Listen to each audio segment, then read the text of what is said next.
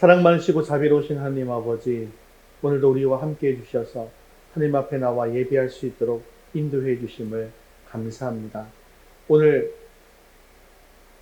부족하고 연약한 저희들을 긍휼히 여겨주시어서 주님의 보혈로 우리를 깨끗게 하시고 주님 앞에 나온 백성들이 하나님 앞에 큰 영광 올려드릴 수 있는 복된 시간이 되게 하여 주옵소서. 예수님의 이름으로 기도합니다. 아멘. 네, 예배 10분 일찍 캠페인 중입니다. 예배 하나님 만나는 시간인데요. 하나님께 온전히 예배 드리기 위해서 한 5분 정도 예배를 위해서 기도하시고 예배에 참석해 주시면 감사하겠습니다. 우리 웨스트민스터 소율이 문답 25문 함께 읽겠습니다. 그리스도께서는 제사장의 직분을 어떻게 행하십니까? 그리스도께서 제사장의 직분을 행하시는 것은 단번에 자신을 제물로 드려 하나님의 공의를 만족해 하신 것입니다. 그리고 우리를 하나님께 화목해 하시고 또한 우리를 위하여 항상 간구하심으로 하십니다. 아멘. 6월 생명의 말씀 함께 읽겠습니다. 하나님을 의뢰함 세계 비전 사도행전 1장 8절 말씀. 오직 성령이 너희에게 사마리아와 너희가 권능을 받고 예루살렘과 온 유대와 사마리아와 땅끝까지 이르러 내 증인이 되리라 하시니라. 사도행전 1장 8절 말씀. 아멘. 이제 우리의 시선을 하나님께로 올려드리겠습니다. 사도신경 하시겠습니다. 전능하사 천지를 만드신 하나님 아버지를 내가 믿사오며 그 외아들 우리 주 예수 그리스도를 믿사오니 이는 성령으로 잉태하사 동정녀 마리아에게 나시고 본디오 빌라도에게 고난을 받으사 십자가에 못 박혀 죽으시고 장사한 지 사흘 만에 죽은 자 가운데에서 다시 살아나시며 하늘에 오르사 전능하신 하나님 우편에 앉아 계시다가 저리로서 산 자와 죽은 자를 심판하러 오시리라. 성령을 믿사오며 거룩한 공예와 성도가 서로 교통하는 것과 죄를 사하여 주시는 것과 몸이 다시 사는 것과 영원히 사는 것을 믿사옵나이다. 아멘. 오늘도 우리 찬양과 영광을 받으실 하나님께 기쁨으로 찬양 드리겠습니다. 찬송가 202장 하나님 아버지 주신 책은 함께 찬양 드리겠습니다.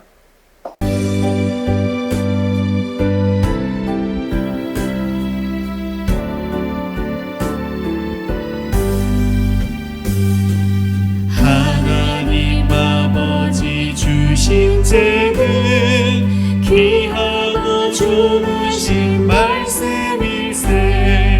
기쁘고 반가운 말씀 중에 날 사랑한단 말 참 좋도다. 주께서 나를 사랑하니 즐겁고도 즐겁도다. 주께서 나를 사랑하니 나는 참 기쁘다. 구속의 은혜를 저버리고 어긋난 딴 길로 가다가도 예수의 사랑만 생각하면 곧 다시 예수께 돌아오리. 주께서 나를 사랑하니 즐겁고도 즐겁도다. 주께서 나를 사랑하니 나는 참 기쁘다. 예수의 영광을 바라보며 예수의 이름을 찬양하리. 영원히 찬양할 나의 노래. 예수의 이름이 귀하도다. 주께서 나를 사랑하니 즐겁고도 즐겁도다. 주께서 나를 사랑하니 나는 참 기쁘다. 날 사랑하시오니 나 또한 예수를 사랑하네. 날 구원하시려 내려오사 십자가 위에서 죽으셨네. 주께서 나를 사랑하니 즐겁고도 즐겁도다. 주께서 나를 사랑하니 나는 참 기쁘다. 주 예수 날 사랑하시오니 마귀가 놀라서 물러가네. 주 나를 이렇게 사랑하니 그 사랑 어떻게 보답할까. 주께서 나를 사랑하니 즐겁고도 즐겁도다. 주께서 나를 사랑하니 나는 참 기쁘다. 아멘.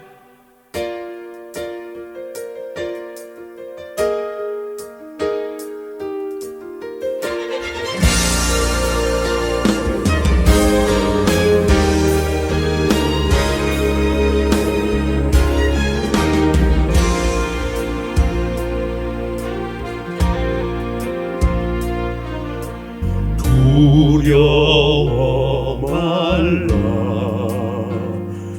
내가 너를 구속하였고 너를 지명하여 불렀나니 너는 내 것이라. 두려워 말라. 내가 너를 구속하였고 너를 지명하여 불렀나니 너는 내 것이라. 내가 물 가운데로 지날 때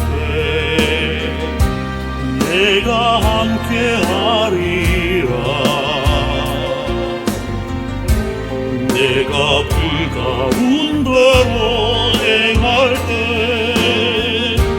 너를 보호하리니 두려워 말라. 내가 너를 구속하였고 너를 지명하여 불렀나니 너는 내 것이라.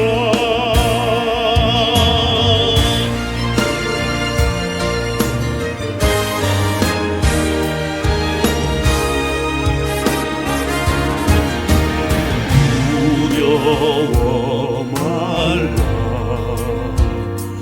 내가 너를 구속하였고 너를 지명하여 불렀나니 너는 내 것이라. 내가 물 가운데로 지날 때 내가 함께하리라. 내가 물 가운데로 행할 때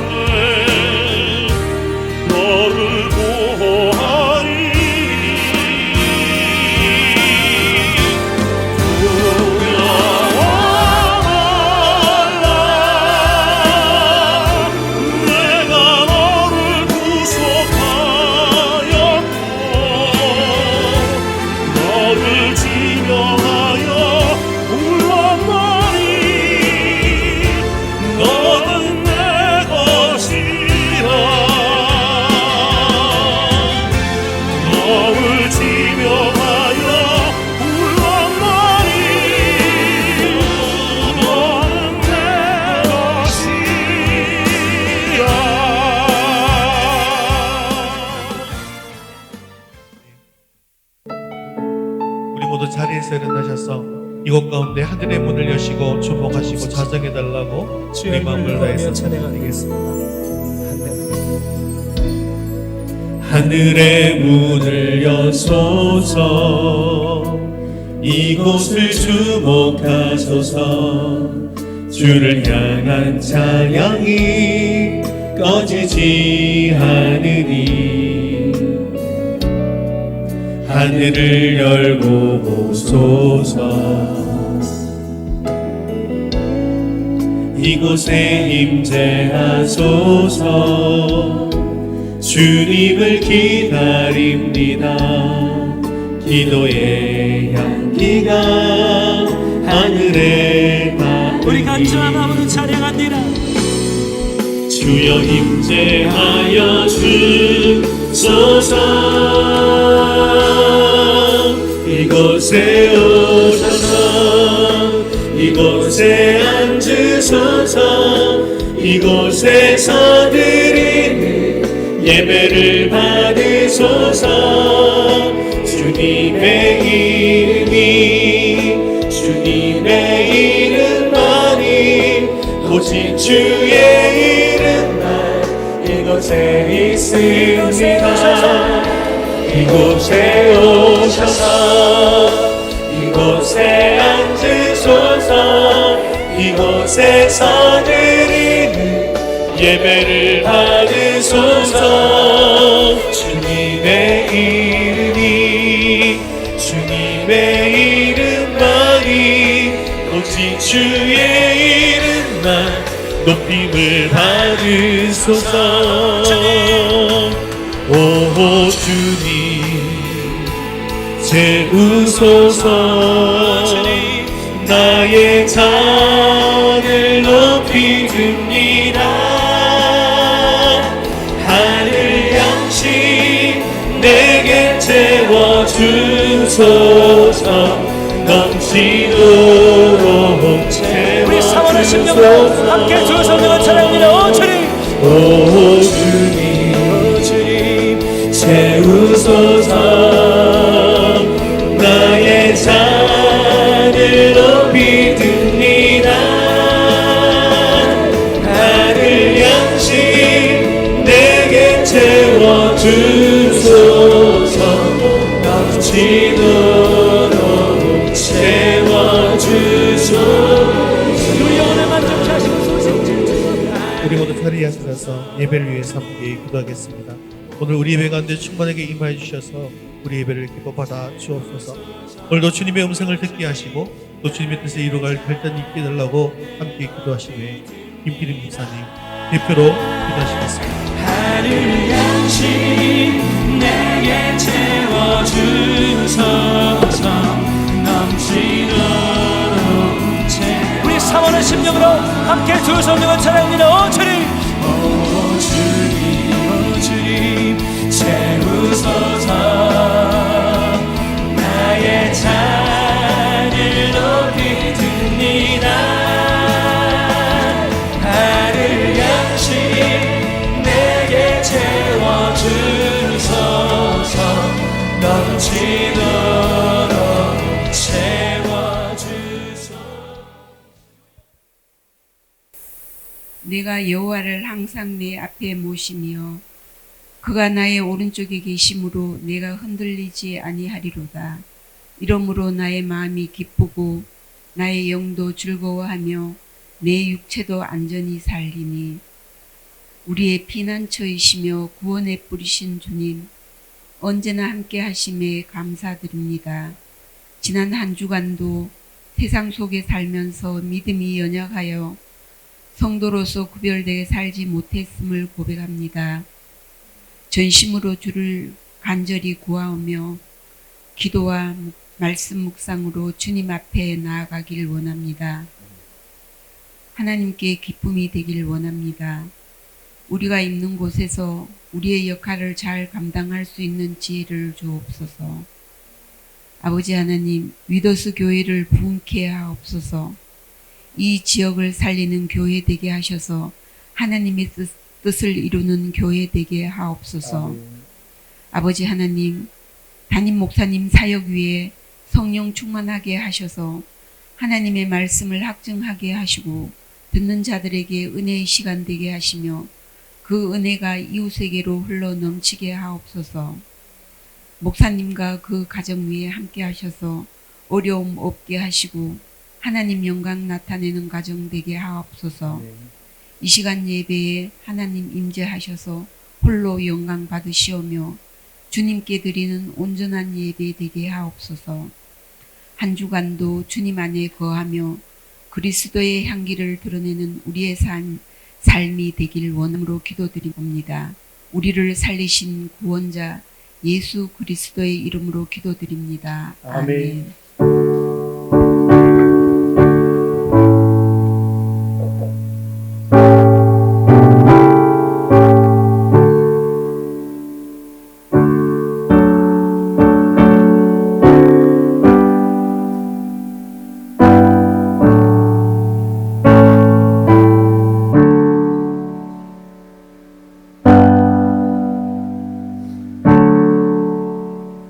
오늘 신 하나님 말씀은 여호수아 8장 30절에서 35절까지 말씀입니다.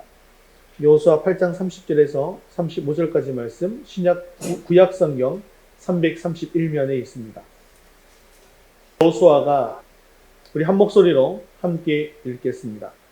그때 여호수아가 이스라엘의 하나님 여호와를 위하여 에발산에 한 제단을 쌓았으니 이는 여호와의 종 모세가 이스라엘 자손에게 명령한 것과 모세의 율법책에 기록된 대로 쇠 연장으로 다듬지 아니한 새 돌로 만든 제단이라. 무리가 여호와께 번제물과 화목제물을 그 위에 드렸으며 여호수아가 거기서 모세가 기록한 율법을 이스라엘 자손의 목전에서 그 돌에 기록하매 온 이스라엘과 그 장로들과 관리들과 재판장들과 본토인뿐 아니라 이방인까지 여호와의 언약궤를 맨 레위 사람 제사장들 앞에서 궤의 좌우에 서되 절반은 그리심산 앞에 절반은 에발산 앞에 섰으니 이는 전에 여호와의 종 모세가 이스라엘 백성에게 축복하라고 명령한 대로 함이라.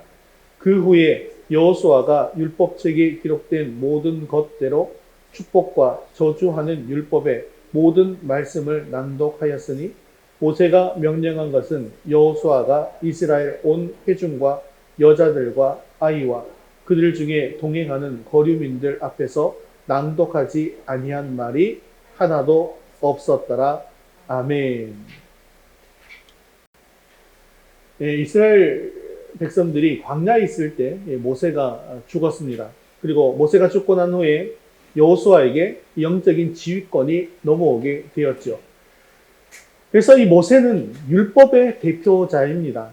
그리고 여호수아는 복음의 대표자입니다. 또한 광야는요, 이 세상을 상징하는 것이고 또 가나안은요, 천국을 상징하는 것이죠. 이것은 이 천국은 율법의 행위로는 들어갈 수 없다라는 것을 모세를 통해서 교훈해주고 계시는 것입니다. 또한 여호수아라고 하는 이름은 성경에 똑같은 이름들이 조금 우리말로는 조금 다르지만 사실은 똑같은 이름인데요. 여호수아, 호세아, 예수아. 예수아는 누굽니까? 예수님이죠. 이 여호수아, 호세아, 예수아는 모두 같은 이름입니다. 사실 여호수아의 본명이 호세아입니다. 그래서 이 뜻이 무엇이냐면 여호와는 구원이시다. 구원자라는 그런 뜻이죠. 그래서 예수님을 예표하는 인물입니다. 그래서 여호수아도 예수님을 예표하고 호세아도 예수님을 예표하는 인물이죠.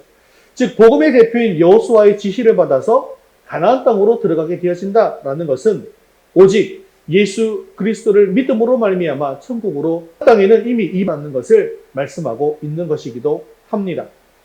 그런데 이 가나안 땅에는 이미 이방 족속들이 터를 잡고 살고 있습니다. 이 사람들과 싸우지 않으면, 그래서 이기지 않으면 가나안을 정복할 수가 없습니다.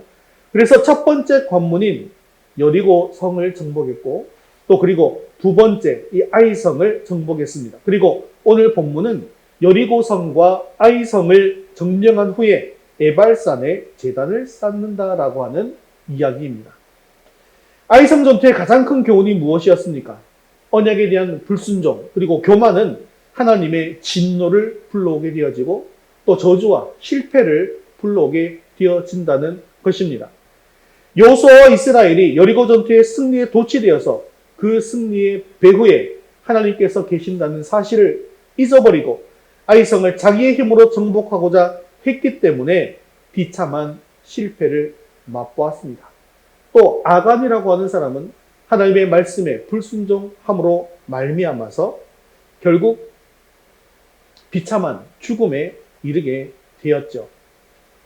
하지만 이런 이스라엘에게 하나님께서는 아간을 죽여서 언약을 어긴 죄를 제거하라라고 하셨고, 그리고 그 하나님의 모든 말씀에 순종하게 되었을 때 복병, 이 매복이라고 하는 겸손의 방법을 통하여서 다시 아이성을 그들의 손에 붙여 주었습니다. 그렇게 하나님의 은혜로 아이성 전투에서 승리한 이스라엘은 이제 신명기 27장에서 모세가 명령한 대로 에발산이라고 하는 곳에 제단을 쌓게 되어지는데요. 신명기 27장 4절에서 8절까지 말씀 먼저 한번 읽어보겠습니다. 너희가 요단을 건너거든 내가 오늘 너희에게 명령하는 이 돌들을 에발산에 세우고 내 하나님 여호와를 위하여 제단 곧 돌단을 쌓되 그것에 쇠연장을 대지 말지니라. 너는 다듬지 않은 돌로 내 하나님 여호와의 제단을 쌓고 그 위에 내 하나님 여호와께 번제를 드릴 것이며 또 화목제를 드리고 거기에서 먹으며 내 하나님 여호와 앞에서 즐거워하라. 너는 이 율법의 모든 말씀을 그 돌들 위에 분명하고 정확하게 기록할지니라. 아멘. 모세는 이미 광야에 있으면서 에발산에서는 저주를 선포하고 그리심산에서는 축복을 선포하라라고 명령했고, 그 명령한 대로 여호수아는 백성의 절반은 에발산에 세우고 또 절반은 그리심산에 세웠습니다.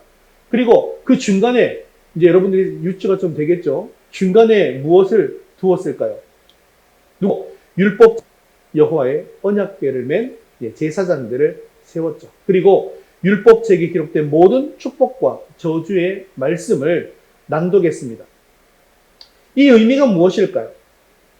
아이성 전투의 실패와 성공의 원인은 바로 여호와의 언약에 대한 자신들의 태도에 있었다는 것을 분명하게 깨닫고 또 앞으로 많은 전투가 이어질 것인데 이 모든 전투는 하나님의 언약에 순종하는 믿음으로 나아가겠다라고 하는 새로운 언약 갱신의 의미가 되는 것입니다. 지금 이 상황은요, 다른 모든 족속들이 이스라엘을 노리고 있는 그런 전시 상황입니다. 그런데도 여호수아는 또 가장 먼저 하나님 앞에 제단을 쌓고 있습니다. 왜냐하면 이 모든 승리는 누가 주신 것이다? 하나님께서 주신 것이다 라는 것이죠. 그리고 앞으로의 모든 여정들도 모든 전쟁들도 하나님께서 함께 하셔야만 가능하기 때문에 이렇게 하는 것입니다. 이처럼 우리가 어떤 일을 마무리 짓고 승리하게 되었을 때, 성과를 얻고 성취를 하게 되었을 때 먼저 주님 앞에 예물을 드리고 헌물을 드려야 한다는 것이죠. 여리고성과 같이 힘들고 어려운 일은 분명히 하나님께서 무너뜨려 주신 것입니다. 그러므로 내 앞에 장애물을 하나님께서 무너뜨려 주셨다라고 한다면 나의 공로는 하나도 없는 것이죠.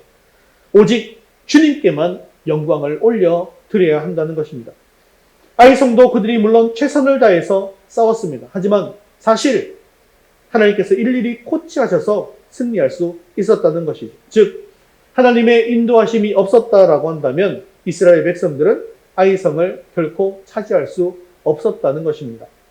이처럼 하나님께서 우리들에게 인생 가운데 개입하셔서 아이성과 같은 문제를 해결해 주심으로 말미암아 우리 가운데 기쁨을 주셨다라고 한다면 가장 먼저 해야 될 일은 주님께 제단을 쌓는 일이라는 것이죠. 모든 것에 하나님께서 개입하심으로 나의 문제가 해결되었기 때문입니다.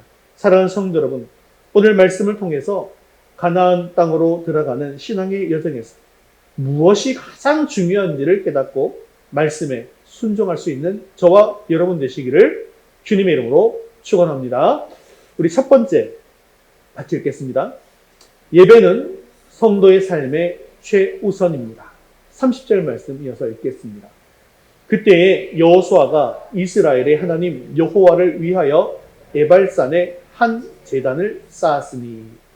여호수아는 여리고성과 아이성을 점령하고 난 이후에 에발산에서 한 제단을 쌓았는데요. 여호수아는 이스라엘 우선순위 지도자로서 하나님 앞에 제단을 쌓는다라고 하는 일이 그의 우선순위에 있어서는 최우선순위였다라는 것입니다. 즉 삶에서 가장 우선되는 것은 바로 예배라는 것이죠.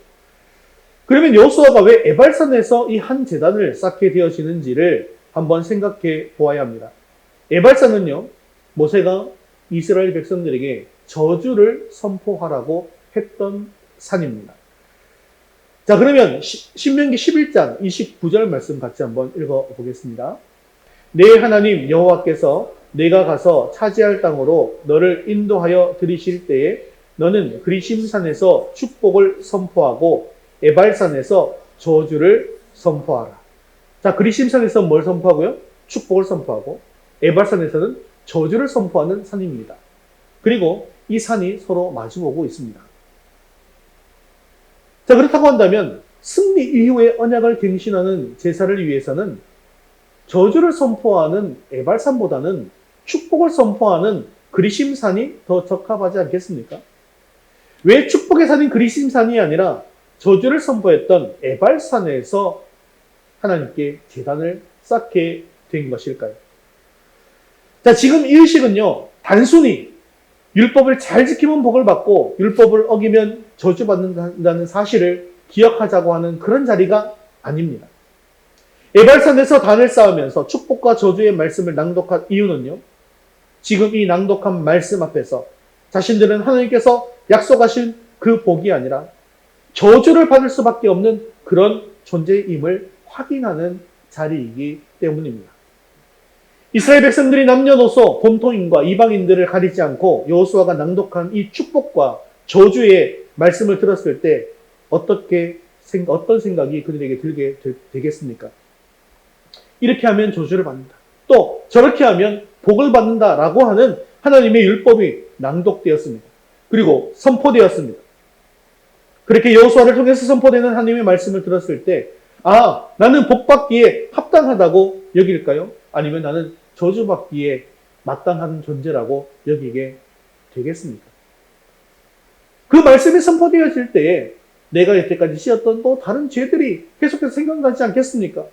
그렇기 때문에 자기는 저주받아 마땅한 존재라고 느꼈을 것입니다. 율법을 들으니까 자신을 역시 멸망당한 여리고성 사람들이나 아이성 사람들과 다를 바가 전혀 없는 하나님의 율법을 어긴 저주받아 마땅한 일이 있었고 알게 된다는 것입니다. 그것이 바로 저주를 선포했던 에발산에 단을 쌓고 번제를 드리고 화목제를 드리고 모세가 기록한 율법을 기록하고 온 이스라엘 앞에서 그 율법을 낭독해 주신 의도가 되더라는 것이죠. 율법 앞에 서보게 되니까 이스라엘 자신도 여리고성과 아이성 사람들과 똑같이 복이 아니라 저주를 받아야 마땅하고, 그리고 하나님의 은혜가 아니라고서는 멸망받을 수밖에 없는 존재다라는 것을 알게 되었고, 하나님의 은혜로 말미암아 이제 승리를 얻게 되었다라는 것을 깨닫게 되어서 이 자리에서 감사하게 되어지는 것이죠. 또한 앞으로는요, 이제는 우리는 저주받아 마땅한 존재이지만 하나님께서 우리에게 은혜를 주셨기 때문에 이제 주님의 은혜를 의지하며 믿음으로 살아야 한다라고 결단하게 되어지는 것입니다. 이것이 바로 에발산에서 단을 쌓고 하나님의 말씀을 듣는 이유가 되는 것입니다. 이렇게 에발산은 저주가 선포되는 땅이고 산이고 또 이 에발산에 제단을 쌓게 되었는데요. 여러분 이제 배워서 이 번제단이 무엇을 의미하는지 우리가 잘 알고 있지 않습니까? 번제단은 우리의 죄를 전가받은 동물이 죽게 되어지고 그리고 그 동물을 불태워서 우리의 죄를 모두 불태우는 곳 아니겠습니까? 그러므로 이 저주가 선포되는 산인 에발산의 제단이라고 하는 것은 우리의 모든 저주를 다 전가받은 또 그 모든 저주를 감당하신 예수 그리스도를 상징하는 제단이 되어지는 것입니다. 즉 우리의 모든 저주를 가져가신 예수 그리스도가 있기 때문에 저주가 선포된다 할지라도 그 저주가 나에게 임하지는 않게 된다는 것이죠. 에발이라고 하는 것은요, 민둥산이라는 뜻입니다. 이 단어는요, 아발, 즉 잎이 없다, 나뭇잎이 벗겨지다라는 뜻에서 유래된 말입니다. 이런 에발산에서 저주를 선포했습니다. 즉 저주받은 자들은 수치를 당하게 된다는 거예요. 이런 에발산, 민둥산처럼 수치를 당하게 된다는 것입니다. 예전에 제가 중국 회령에 간 적이 있습니다. 탈북자 사역 때문에 간 적이 있는데 회령에서 보면 이 두만강을 건너서 북한 땅이 보입니다. 그래서 회령은 그래도 도시잖아요. 그런데 회령을 딱 다리를 딱 건너가면 바로 북한인데 거기는 그냥 아주 시골이에요. 시골인데 산이 이렇게 있고요. 근데 그 산들이 제 눈앞에 보이는 모든 산들이 전부 다 민둥산이었습니다. 나무가 한 그루가 없어요. 그리고 보니까 어떤 사람들은 말을 타고 이렇게 가고요. 설명을 들으니까 무슨 지도원 같은 사람이래요. 말 타고 다니는 사람들은. 그리고 저 멀리서 차가 지나가는데 야 무슨 차 펄펄 나는 차가 이 위에 막 이 굴뚝이 달려 있고요. 굴뚝에 연기가 펄펄 나는 차가 지나갑니다. 멀리서 보는데 그게 보여요. 이게 무슨 차일까요? 목탄차랍니다. 목탄차. 불때 가지고 가는 차인 거예요. 그래서 뭐 북한은 가진 게 없으니까 다 어떻게 합니까? 연료를 다 뭘로 충당할까요? 산에 있는 나무를 다 베어버려가지고 충당해버린 거예요. 그래서 민둥산이 되었더라고요.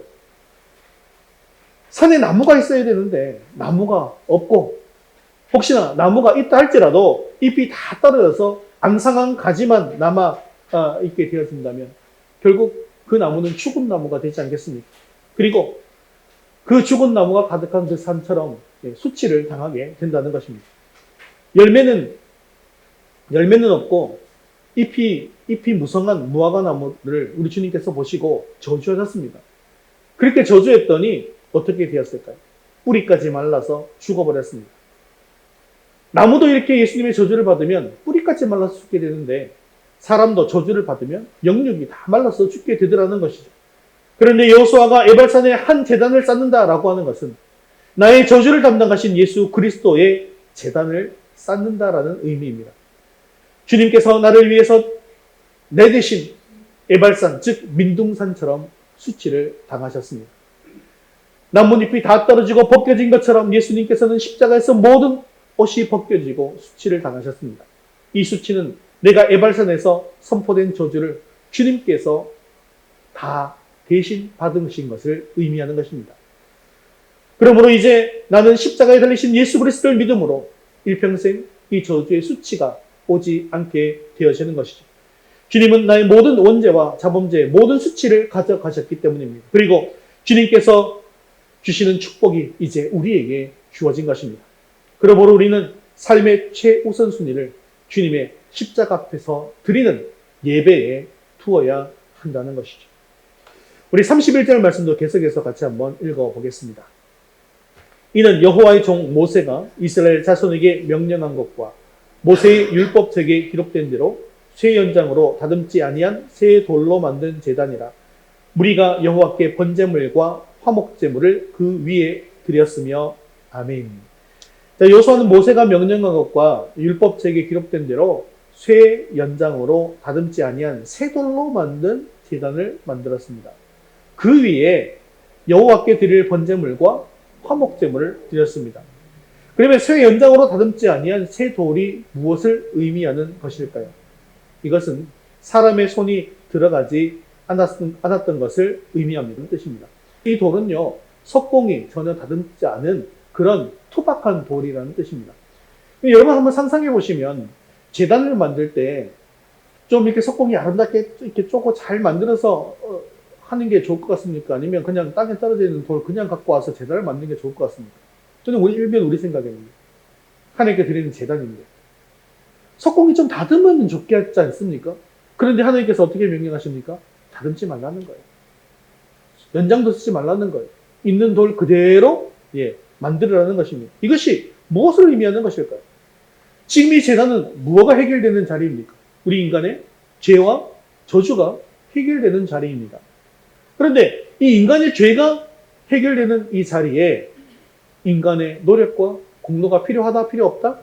필요 없다는 것입니다. 이스라엘의 용서와 승리는 그들 자신의 공로가 아니라 오직 그들을 용서하고 승리케 하신 하나님의 화목의 은혜에 있다라는 것을 기억하게 하기 위해서 있는 그대로 올려놓고 제단을 만들라고 하신 것입니다. 즉, 이 하나님의 놀라우신 은혜에 인간의 어떤 공로나 조건이나 자랑을 끼워넣지 말라고 하는 의미라는 것이죠. 그렇습니다. 하나님께 나아가는 데에는 인간의 공로가 조금 더 필요 없습니다. 오직 하나님의 은혜로만 되어지는 것입니다. 그러므로 인간이 하나님을 선택하고 또 하나님의 사랑과 은혜를 받아들인다는 것 그 자체가 하나님의 은혜고 또 하나님의 선물이기 때문에 이 사실에 대해서 사도 바울이 이렇게 분명하게 밝히고 있는 것이죠. 우리 에베소서 2장 8절, 9절 말씀 같이 읽겠습니다. 너희는 그 은혜에 의하여 믿음으로 말미암아 구원을 받았으니 이것은 너희에게서 난 것이 아니요 하나님의 선물이라. 행위에서 난 것이 아니니 이는 누구든지 자랑하지 못하게 함이라. 아멘. 이 말씀하신 것처럼 우리는 오직 아무 공로 없는 우리를 선택하셔서 우리를 구원해 주시고 하나님 앞에 나아가게 하신 이 은혜에 감사하며 오직 하나님께만 영광 돌리는 삶을 살아야 한다는 것입니다.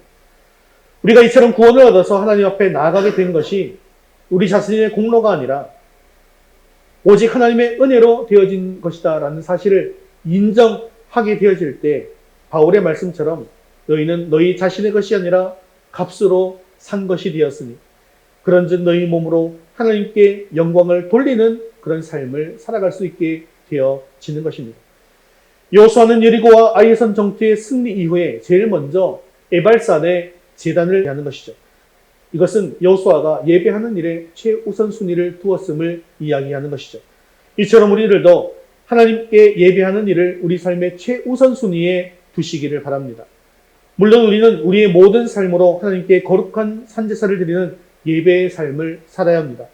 그러나 따로 시간을 내어서 하나님께 예배하는 일에 우리의 정성과 노력을 기울이지는 않고 있는데 삶 전체가 예배하는 삶이 되어진다라는 말은 정말 불가능하고 어불성설 아니겠습니까? 예배드리는 일을 삶의 중심에 둔다는 것은 자연스럽게 그 사람의 삶의 전능력이 하나님을 예배하는 삶이 되도록 한다는 그런 의미가 되는 것이죠. 하나님께서는 이렇게 예배하는 일을 삶의 중심이자 최우선적인 것으로 여기는 성도들을 기뻐하시며 축복 주시는 것을 믿으시고 예배에 힘쓰는 저와 여러분 되시기를 주님의 이름으로 축원합니다. 두 번째 같이 읽겠습니다. 분주할수록 말씀으로 돌아갑시다. 32절 말씀 계속해서 읽겠습니다. 여호수아가 거기서 모세가 기록한 율법을 이스라엘 자손의 목전에서 그 돌에 기록하며. 자, 32절에 보면 여호수아가 하나님께 제사를 드린 이후에 이어서 돌에 율법을 기록했다라고 말씀하고 있습니다. 이것 또한 신명기 27장 8절 말씀에 언급된 모세의 명령을 그대로 따른 것인데요. 그런데 우리가 여기서 생각해 보아야 할 것은 왜 여호수아가 해필이면 지금 이 시점에 율법을 돌 위에 새겼는가 하는 점입니다. 과연 말씀을 지금 돌에 새기는 것이 가나안 땅을 정복하는 일보다 더 급한 일이었던 것일까요? 정복을 완료한 이후에 좀 더 여유가 있을 때 하면 더 좋지 않았을까요? 그러나 그렇지 않습니다. 인간적인 측면으로 생각해 보면 말씀을 새기는 것은 조금 더 뒤로 미루고 먼저 전쟁 준비를 하는 것이 더 현명한 방법처럼 보일지도 모릅니다. 그러나 사실은 그 반대였던 것이죠. 즉 여호수아는 가나안 정복을 완료하는 일보다 이스라엘 백성들로 하여금 하나님의 말씀으로 되돌아오는 일이 우선이다라고 생각했던 것입니다. 왜냐하면 아무리 전쟁 준비를 완벽하게 한다 할지라도 이스라엘 백성들이 하나님의 말씀 앞에 바르게 서지 못한다고 한다면 결코 앞으로 있을 수많은 전쟁에서 결코 승리할 수 없다는 것을 너무나도 잘 알고 있었기 때문입니다. 앞에서 살펴본 것처럼 이스라엘 백성이 조그만 이 아이성에 대한 1차 공격에서 패했던 것은 군대의 수가 부족해서가 아닙니다. 무기가 부족해서도 아닙니다. 바로 하나님과의 관계가 바르지 못했기 때문이죠. 그러므로 여호수아는 하나님의 말씀에 또한 우색이고 백성들로 하여금 그 말씀으로 되돌아오게 하는 일에 또한 우선순위를 두었던 것입니다. 사랑하는 성도 여러분, 이러한 여호수아의 모습은 우리에게 많은 것을 생각하게 해줍니다. 오늘날 현대를 살아가는 우리들은 아침부터 저녁까지 너무나도 바쁜 삶을 살아가고 있지 않습니까? 치열한 경쟁 사회 속에서 남들에게 뒤처지지 않기 위해서는 스펙도 쌓아야 하고 각종 정보와 지식도 습득해야 합니다. 할 일들이 너무나도 많습니다. 그리고 이것을 위해서 시간을 투자하기에는 하루도 사실 짧을 지경 아니겠습니까? 그런데 우리는 여기서 바쁘게 움직이던 우리의 발걸음을 잠시 멈추고 생각해 보아야 할 것이 있습니다. 그것은요, 과연 우리가 무엇 때문에 이렇게 바쁘게 살아가고 있는가 하는 것입니다. 또한 과연 그러한 일들이 우리를 구원하신 하나님과의 교제를 희생하면서까지 몰두해야 할 만큼 가치가 있는 것인가 라는 것입니다. 만일에 그렇지 않다고 한다면 바쁘게 살아가는 삶 속에서 우리는 과연 하나님과의 교제에 힘쓰고 말씀에 합당한 삶을 살아가고 있는가, 이런 것들을 한번 생각해 보아야 한다는 것이죠. 혹시 여러분들은 빠르게 변하는 세상의 흐름에 맞추어 사느라 하나님과의 교제를 소홀히 하고 있지는 않습니까?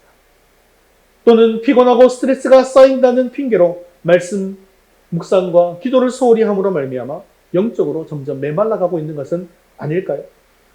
사랑하는 성도 여러분, 하나님께서 여호수아에게 도리의 말씀을 새기도록 하신 것은 장차 성령을 통해서 모든 그리스도인들의 마음에 하나님의 말씀을 새겨주실 것을 예표하시는 것입니다.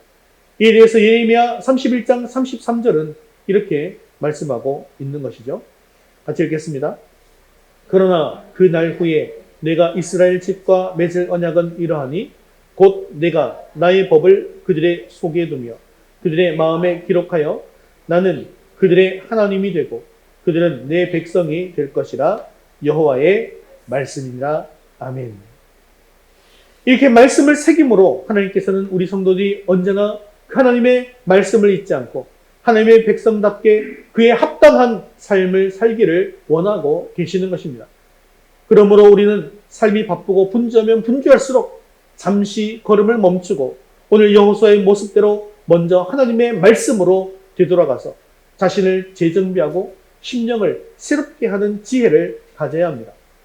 왜냐하면 오직 하나님의 말씀만이 우리에게 새로운 심령을 주실 뿐만 아니라 세상을 이길 수 있는 지혜와 능력을 더해 주시기 때문입니다. 그러나 요즘은 마틴 루터는 이렇게 얘기했습니다. 나는 평소에 2시간씩 기도합니다. 그러나 요즘은 너무나 바쁘기 때문에 그 2배로 기도합니다. 라고 했다고 합니다. 사랑하는 성도 여러분, 요즘 너무나 바쁘십니까? 일 때문에 피곤하고 스트레스로 인해서 새로운 힘과 또한 하나님께서 주시는 지혜가 필요합니까? 그렇다면 더욱더 자주 하나님의 말씀으로 돌아가시기를 바랍니다. 그래서 말씀 묵상과 깊은 기도의 하나님과의 교제를 통해서 하나님께서 주시는 새로운 힘과 지혜를 얻게 되므로 승리와 행복의 길을 나아갈 수 있는 저와 여러분 되시기를 주님의 이름으로 축원합니다. 우리 세 번째 같이 읽겠습니다. 모든 말씀을 하나님의 말씀으로 받읍시다. 34절, 35절 말씀 같이 읽겠습니다. 그 후에 여호수아가 율법책에 기록된 모든 것대로 축복과 저주하는 율법의 모든 말씀을 낭독하였으니 모세가 명령한 것은 여호수아가 이스라엘 온 회중과 여자들과 아이와 그들 중에 동행하는 거류민들 앞에서 낭독하지 아니한 말이 하나도 없었더라. 아멘. 이 34절, 35절을 보면 여호수아가 율법의 모든 말씀을 낭독하되 모세가 명령한 것은 낭독하지 아니한 말이 하나도 없었다라고 하고 있습니다. 즉 여호수아는 모세를 통해서 기록된 하나님의 말씀을 하나도 빼지 않고 모두 백성들에게 선포한 것입니다. 그런데 기록된 하나님의 말씀을 하나도 빼지 않고 모두 선포한 것, 이것이 왜 중요한 일일까요? 여호수아가 이스라엘 백성들에게 낭독한 말씀은 신명기에 언급되어 있는 대로 백성의 절반은 그리심 산앞에 그리고 나머지 절반은 에발 산앞에 세우고 하나님의 계명과 더불어서 축복과 저주의 말씀을 선포한 것이었습니다. 그리고 그 저주의 말씀 가운데는 이스라엘 백성들이 듣기 싫어하는 책망과 교훈들이 수없이 들어있었습니다. 그럼에도 불구하고 여호수아는 광야 40년을 지나오면서 수없이 하나님을 거역했던 목이 곧은 이스라엘 백성들 앞에서 이 저주의 말씀을 가감없이 모두 선포한 것입니다. 왜냐하면 하나님의 말씀을 가감하지 말라고 하는 것은 바로 하나님의 명령이었기 때문이죠. 신명기 4장 2절 말씀에 그래서 이렇게 말씀하고 있습니다. 다시 읽겠습니다. 내가 너희에게 명령하는 말을 너희는 가감하지 말고 내가 너희에게 내리는 너희 하나님 여호와의 명령을 지키라. 아멘. 이처럼 하나님의 말씀이라고 한다면 가감없이 그 말씀이 우리에게 뼈를 때리는 말씀이라 할지라도 선포 사람들이 하는 것이죠. 그런데 안타까운 것은 현대 시대에 와서 사람들이 이 좋은 말을 듣기를 원하지만 자기를 아프게 하는 말들은 듣기 싫어하더라는 거예요. 그래서 이 강단에서 선포되는 말씀이 교인들이 싫어한다는 이유 때문에 그냥 듣기 좋은 내용, 축복의 내용, 잘 된다는 내용 이런 것으로만 채워지는 경향들이 많아지고 있더라는 것입니다. 그래서 원래 말씀은요 어떻습니까? 좌우의 날선 검과도 같지 않습니까? 또 바위를 깨는 불방망이와 같은 것이 바로 하나님의 말씀입니다. 그런데 이 말씀이 점점점 손방망이가 되어져 가고 말씀의 능력이 사라지게 되더라는 것이죠. 더구나 시대가 어지럽고 혼란스러워지면서 이단들이 일어나서 성경의 말씀을 자신의 입맛대로 가하거나 감하고 있더라는 것입니다. 그러나 우리가 분명히 알아야 할 것은 하나님께서는 어제나 오늘이나 영원토록 변함이 없으신 분, 동일하신 분으로서 하나님 말씀 역시 영원토록 불변하다는 사실입니다. 보통 사람들이 쓴 책은 세월이 지나고 세상이 바뀜에 따라 내용이 바뀌기도 합니다. 하지만 하나님은 영원토록 변함이 없으시므로 하나님의 말씀도 영원토록 변함이 없으십니다. 사랑하는 성도 여러분, 하나님께서는 우리 인간의 비위를 맞추기 위해서 달콤한 말씀만 하시는 분이 아니십니다. 오히려 하나님의 말씀은 우리에게 이러한 유익을 준다라고 하면서 디모데후서 3장 16절은 이렇게 말씀하고 있죠. 같이 읽겠습니다. 모든 성경은 하나님의 감동으로 된 것으로 교훈과 책망과 바르게 함과 의로 교육하기에 유익하니 아멘. 교훈과 책망과 바르게 함과 의로 교육할 때는요 듣기에 좋은 말보다는 듣기 싫고 쓴소리가 더 많은 것입니다. 그러므로 우리는 하나님의 말씀을 받을 때 듣기 좋은 말씀은 먹고 쓴 말씀은 뱉어서는 안 된다는 것이죠. 우리 몸에도 그렇지 않습니까? 오히려 달고 맛있는 것은요 몸에 좋습니까? 좀 안 좋습니까? 몸에 안 좋은 경우가 많습니다. 그런데 오히려 입에 쓴 것은요 약이 되는 법이죠. 이처럼 말씀이 우리 영혼에 잘못된 것을 진단하고 약이 될 때는 반드시 쓴맛을 내게 되어져 있습니다.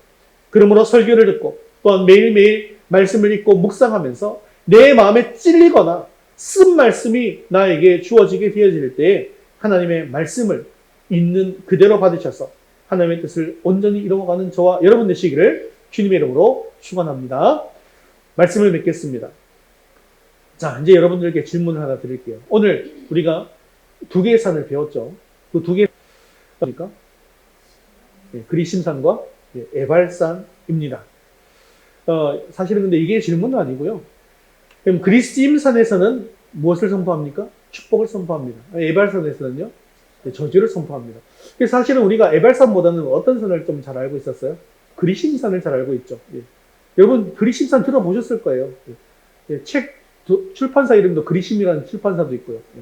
그래서 그리심산 하면요, 우리가 잘 알고 있는 그 사마리아 여인과의 예수님과의 대화 속에서 우리는 이 산에서 예배를 드렸다라고 하는 그 산이 무슨 산이냐면 바로 그리심산입니다. 그리심산에 제단이 있는 거예요. 지금도 그리심산에 제단이 있어요. 지금도 있고 관광객들 때문에 일부러 절기 3대 절기 때는 그리심산에서 여전히 지금도 제사를 지내고 있습니다. 그 관광 자원으로 쓰기 위해서죠. 자, 그래서 그리심산에서는 축복의 말씀을 선포하고 에발산에서는 저주의 말씀을 선포한다 했습니다. 자, 이제 본격적인 질문이에요. 자, 그렇다고 한다면 하나님의 복은 과연 어느 산에 임할까요? 자, 그리심산일까요? 에발산일까요? 어디에 임할까요? 넘어가는 사람이 아무도 없는데 보통 이렇게 하면 네, 당연히 그리심산에 임하죠. 제가 설교를 잘했나 보다. 다들 전부 다 에발산이라고 말씀하시네요. 근데 우리가 흔히 쉽게 그리심산이라고 생각합니다. 그런데 그리심산과 에발산은요, 복과 저주가 임하는 장소가 아닙니다. 이게 아니라 복을 선포하는 장소고 저주를 선포하는 장소라는 것이죠. 그리고 에발산과 그리심산은 서로 마주보고 있습니다. 자, 그러면 그리심산에서 축복을 선포하면 이게 어느 산으로 갈까요? 에발산으로 갑니다. 에발산에서 저주를 선포하면 이게 어디로 갈까요? 그리심산으로 가는 겁니다. 맞은편으로 간다는 거예요. 복과 저주라고 하는 것이 우리의 상식을 완전히 뒤엎고 나타나게 되었습니다. 근데 하나님 나라가 대체로 이렇지 않습니까? 심령이 가난한 자가 복이 있다잖아요. 이 하나님의 나라, 하나님의 법이 이렇게 반대로 나타나는 경우들이 많이 있더라는 것입니다. 즉 자신이 스스로 죄인임을 알고 그 죄로 말미암아 저주받을 사람인지를 알고 나를 불쌍히 여겨 주옵소서, 나를 긍휼히 여겨 주옵소서 라고 자신을 치면서 서 있는 장소를 상징하는 그곳이 어디다? 에발산이라는 거예요. 바로 이것이 그리심산에서 선포한 하나님의 복이 임하게 되더라는 겁니다. 그리고 반대로 나는 잘났으며 나는 복받아 마땅하다 라고 생각하는 산이 어떤 산일까요? 그리심산이에요. 사랑하는 성도 여러분, 그곳에는 무엇이 임하긴다고? 하나님의 저주가 임하게 된다는 것입니다. 사랑하는 성도 여러분, 참된 복은요, 언제나 그리스도를 통해서 온다는 사실을 기억하시기 바랍니다. 예수 그리스도께서는 저주받아 마땅한 에발산에 서 있는 우리를 복을 선포하는 그리심산으로 옮겨주시는 분이십니다. 그러므로 주의 백성들은 스스로 그리심산으로 가지 않습니다. 에발산에 서 있는 우리를 그리스도께서 그리심산의 축복을 선포하는 자리로 보내주시는 것이죠. 예수 그리스도는 그 복을 우리에게 주시기 위해서 하나님의 심판과 저주를 우리 대신 받고 십자가에 죽으셨습니다. 약속의 땅에서 살아가야 할 이스라엘은 이것을 결코 잊어서는 안 된다라는 것이죠. 하나님의 언약을 어기고 아이성을 자기의 힘으로 공격했던 교만은 결국 저주로 돌아오게 되었습니다. 지금 이스라엘에게 필요한 것이 무엇일까요? 자기 힘이 아닙니다. 자기 힘으로 가는 그리심산이 아닙니다. 언제나 하나님의 자비와 은총이 필요합니다. 그 자비와 은총만이 그들을 에발산의 저주에서 그리심산의 축복으로 옮겨 놓을 수 있는 것이죠. 지금 에발산의 언약 갱신은 바로 이 의미를 되새기는 교훈이었던 것입니다.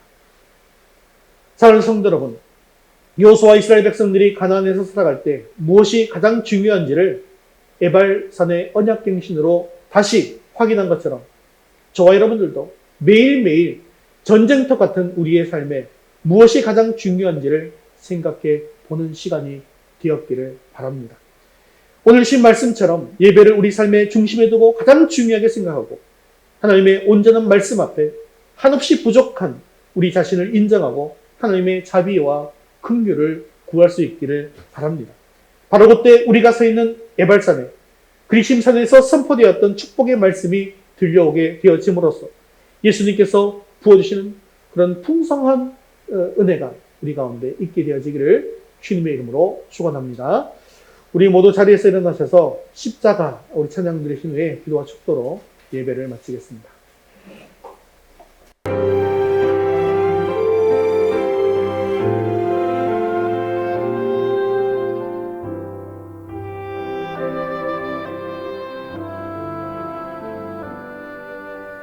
무엇이 변치 않아 내 소망이 되며 무엇이 한결같아 내 삶을 품으리 그가 날 만족해 내 영이 쉬며 그 누굴 기다려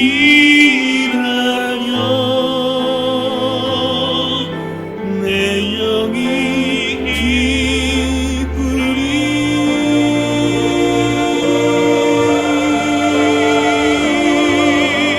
시작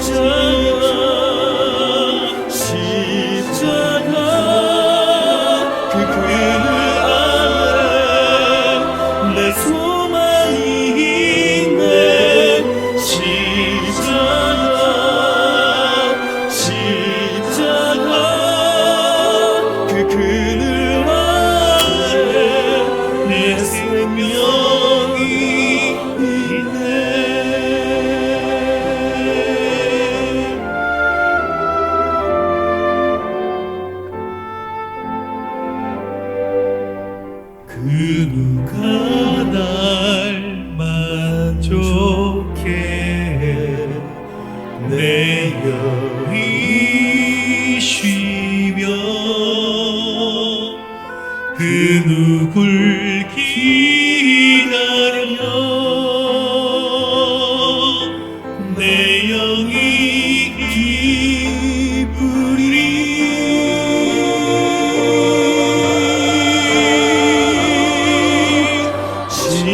십자가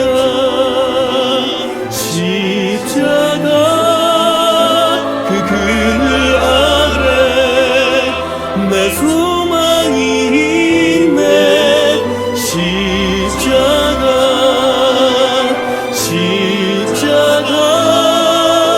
그 그늘 아래 내 생명이 있네 십자가 그 그늘 아래 내 소망이 있네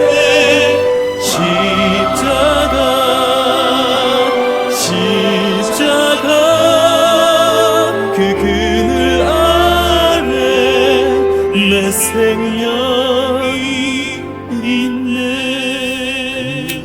시온이 말씀을 끌어가게 기도하겠습니다. 적을 마주한 전쟁 한가운데 있더라도 가나안으로 입성하는 데 가장 우선해야 하는 것은 예배인 줄 알고 예배가 삶의 중심이 되게 하옵소서.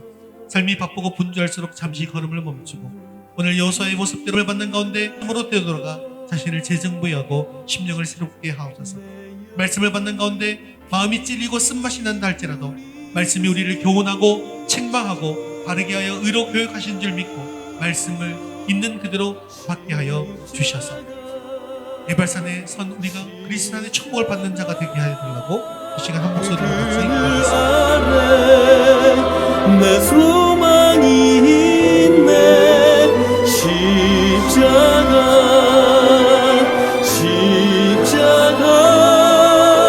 그 그늘 아래 내 생명이 있네 십자가 그 그늘 아래 내 소망이 있네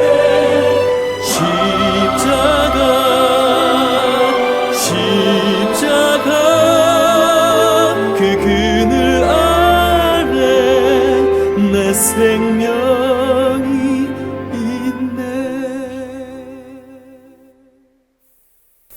사랑이 많으시고 자비로우신 하나님 아버지, 오늘도 말씀의 은혜 주심을 참으로 감사합니다. 이스라엘 백성들이 전쟁의 와중에도 하나님의 언약을 기억하고 하나님의 말씀에 순종하기 위해 번제와 화목제를 드리고 돌판에 말씀을 새긴 것처럼 우리도 하나님께 예배하는 일을 우리 삶의 최우선 자리에 두게 하여 주시옵소서. 그러므로 우리 삶 전체가 하나님께 드려지는 예배 삶이 되어서 하나님께 영광 돌리는 삶이 되게 하옵소서. 또한 아무리 삶이 바쁘고 분주하다 할지라도 바쁘고 분주할수록 잠시 걸음을 멈추고 오늘 여호수아의 모습대로 먼저 하나님의 말씀으로 들어가 자신을 재정비하고 심령을 새롭게 하게 하여 주시옵소서. 하나님의 말씀을 받는 가운데 마음이 찔리고 쓴맛이 난다 할지라도 말씀이 우리를 교훈하고 책망하고 바르게 하여 의로 교육하시는 줄 믿고 말씀을 있는 그대로 받아 하나님의 뜻을 온전히 이루어 나가게 하옵소서. 그리고 이스라엘이 에발산 앞에서 하나님과의 언약을 갱신함으로 그들의 인생의 가장 중요한 것이 무엇인지를 깨닫고 헌신한 것처럼 우리의 삶 속에서 늘 에발산 앞에 서게 되므로 온전히 주님의 십자가만 바라보게 하시고 또한 주님께서 주시는 자비와 축복의 은총이 우리에게 임하게 하옵소서. 사랑이 많으시고 자비로우신 하나님 아버지, 사랑하는 우리 모든 교회 성도들이 삶이 이전보다 더 선한 길로 인도되기를 원합니다. 또한 더 깊은 믿음의 길로 인도하여 주시옵소서. 매일매일 각자의 있는 자리에서 말씀을 읽고 소수에서 기도할 때 하나님께 주시는 마음에 회복이 있게 하여 주시옵시고 육체의 치유도 있게 하여 주시옵시고 더욱더 믿음을 하나님의 뜻을 발견할 수 있도록 인도하여 주시옵소서. 아직도 믿음을 가지지 못한 우리 자녀들 또 가족들을 기억해 주셔서 그들의 마음을 두드려 주시고 움직여 주셔서 이제는 주님 앞으로 다시금 나올 수 있는 복과 은혜가 임하게 하여 주옵소서. 감사를 드리며 예수님의 이름으로 기도드리옵나이다. 아멘. 이제는 우리 주 예수 그리스도의 은혜와 하나님 아버지의 크신 사랑하심과 성령님의 위로 교통하심이 여호수아와 같이 예발산 앞에 서서 예배를 삶의 중심에 두고 하나님의 말씀은 있는 그대로 온전히 받고 순종하는 삶을 살기 원하는 사랑하는 모든 성도를 위해 이제부터 영원까지 함께 있을지어다. 아멘.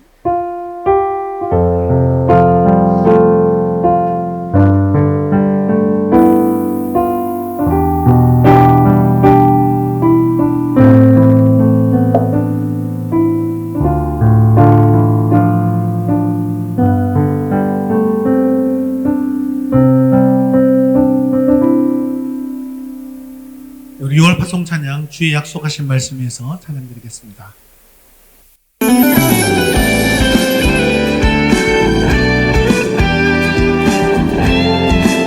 함께 고백하겠습니다. 주의 약속하신 말씀 위에서 영원토록 주를 찬송하리라.